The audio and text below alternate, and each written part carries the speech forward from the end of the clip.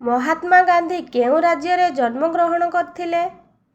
Option A Maharashtra, option B Odisha, option C Bihar, option D Gujarat.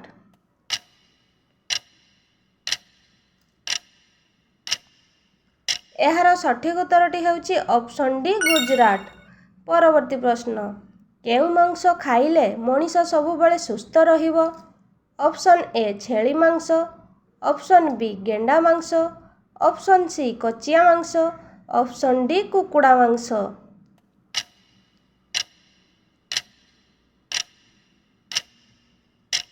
ଏହାର ସଠିକ୍ ଉତ୍ତରଟି ହେଉଛି ଅପସନ୍ ସି କଚିଆ ମାଂସ।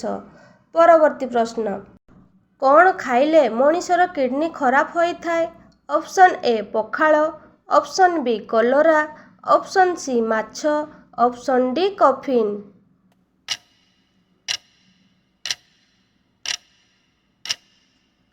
ଏହାର ସଠିକ୍ ଉତ୍ତରଟି ହେଉଛି ଅପସନ୍ ଡି କଫିନ୍। ପରବର୍ତ୍ତୀ ପ୍ରଶ୍ନ, କେଉଁ ଗଛ ସାପର ବିଷକୁ ତୁରନ୍ତ ବାହାର କରିଦିଏ?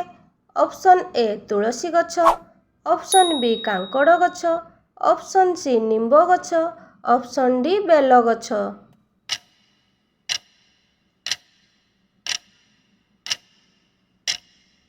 ଏହାର ସଠିକ୍ ଉତ୍ତରଟି ହେଉଛି ଅପସନ୍ ବି କାଙ୍କଡ଼ ଗଛ। ଏବେ ଦେଖିବା ପରବର୍ତ୍ତୀ ପ୍ରଶ୍ନ, କେଉଁ ପତ୍ରକୁ ପାଣିରେ ଗରମ କରି ପିଇଲେ ଗଣ୍ଠି ବ୍ୟଥା ମୂଳରୁ ଶେଷ ହୋଇଯାଏ? ଅପସନ୍ ଏ ନିମ୍ବ ପତ୍ର, ଅପସନ୍ ବି ତେନ୍ତୁଳି ପତ୍ର, ଅପସନ୍ ସି ପୋଦିନା ପତ୍ର, ଅପସନ୍ ଡି ଭୃଷଙ୍ଗ ପତ୍ର।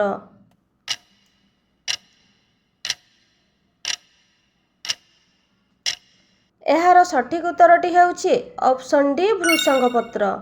ଏବେ ଦେଖିବା ପରବର୍ତ୍ତୀ ପ୍ରଶ୍ନ, ବିପି ଲୋ ହେଲେ କେଉଁ ଫଳ ଖାଇବା ଉଚିତ? ଅପସନ୍ ଏ କଦଳୀ, ଅପସନ୍ ବି ଅଙ୍ଗୁର, ଅପସନ୍ ସି କମଳା, ଅପସନ୍ ଡି ଆମ୍ବ।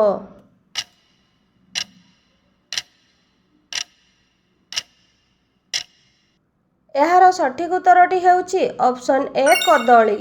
ପରବର୍ତ୍ତୀ ପ୍ରଶ୍ନ, କେଉଁ ପରିବା ଖାଇଲେ ବ୍ଲଡ୍ ପ୍ରେସର ରୋଗ ଠିକ୍ ହୋଇଯାଏ?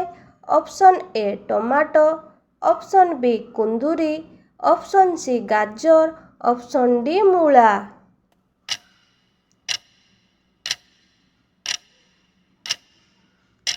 ଏହାର ସଠିକ୍ ଉତ୍ତରଟି ହେଉଛି ଅପସନ୍ ବି କୁନ୍ଦୁରି।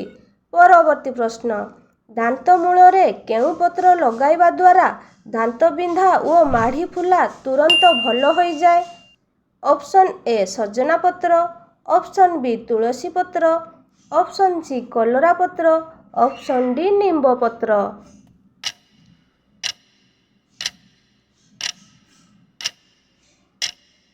ଏହାର ସଠିକ୍ ଉତ୍ତରଟି ହେଉଛି ଅପସନ୍ ବି ତୁଳସୀ ପତ୍ର।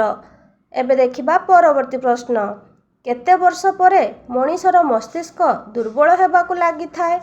ଅପସନ୍ ଏ 30 ବର୍ଷ, ଅପସନ୍ ବି 40 ବର୍ଷ, ଅପସନ୍ ସି 50 ବର୍ଷ, ଅପସନ୍ ଡି 60 ବର୍ଷ।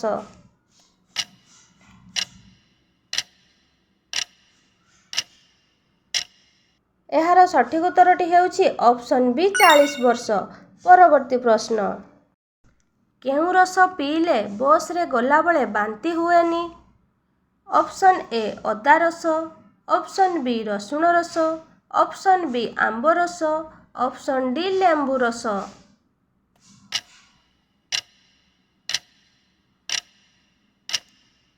ଏହାର ସଠିକ୍ ଉତ୍ତରଟି ହେଉଛି ଅପସନ୍ ଏ ଅଦା ରସ। ପରବର୍ତ୍ତୀ ପ୍ରଶ୍ନ, କେଉଁ ରୋଗ ହେଲେ ଚୁଟି କମ୍ ବୟସରୁ ଧଳା ହେବାକୁ ଲାଗିଥାଏ? Option A malaria, option B diabetes, option C cancer, option D diarrhoea.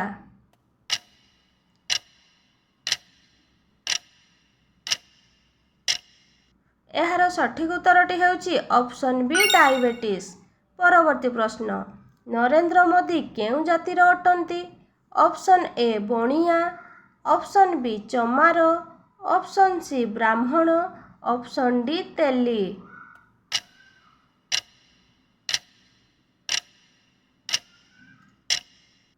ଏହାର ସଠିକ୍ ଉତ୍ତରଟି ହେଉଛି ଅପସନ୍ ଡି ତେଲି। ପରବର୍ତ୍ତୀ ପ୍ରଶ୍ନ, ଭାରତର ଜାତୀୟ ପକ୍ଷୀ କ'ଣ? ଅପସନ୍ ଏ ଶୁଆ, ଅପସନ୍ ବି ପାରା, ଅପସନ୍ ସି ମୟୂର, ଅପସନ୍ ଡି କୋଇଲି। ଏହାର ଉତ୍ତର ଜାଣିଥିଲେ ତଳେ କମେଣ୍ଟ ମାଧ୍ୟମରେ ନିହାତି ଜଣାଇବେ। ଜୟ ଜଗନ୍ନାଥ।